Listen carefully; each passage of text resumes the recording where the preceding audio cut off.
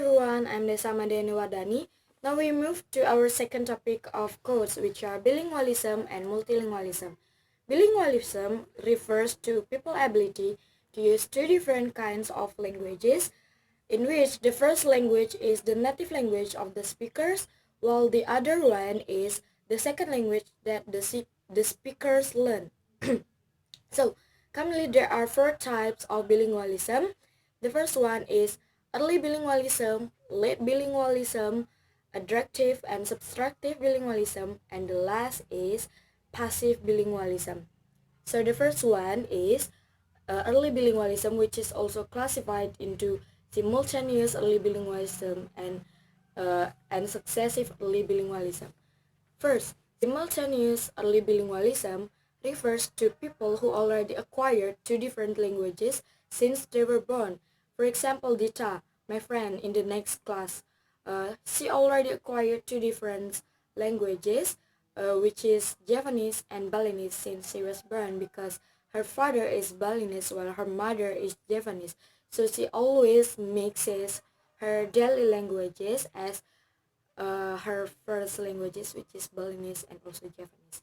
Next, successive early bilingualism addressed to people who are already acquired the first language partially, then they learn the second language in the early childhood. For example, like when I was 4 years, I learned my second language, which is Indonesian language, while I already acquired and mastered my first language, which is Balinese.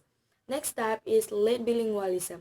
It is the situation when the speakers learn the second languages after ages 7 years old, especially it is learned in adulthood.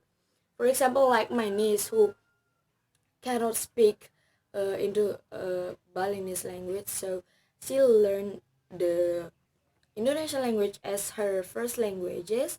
Then he learned the English as her second languages when she was 9 years old at her school.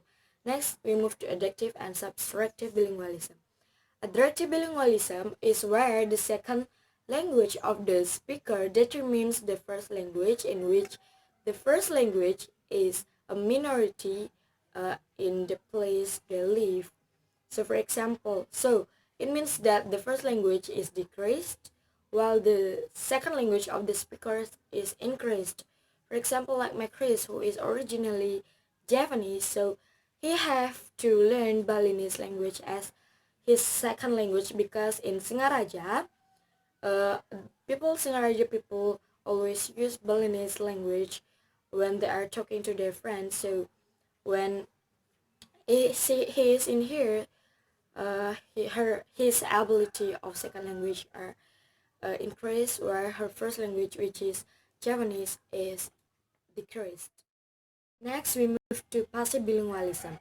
Passive bilingualism is the situation when the speaker could understand the second language without being able to become native speakers of the language. For example, like a Britain child who lives in France then learn a language as his second language. He could understand and also master and use the language fluently, but he cannot become a native language even he arrives there. Next, we move to multilingualism.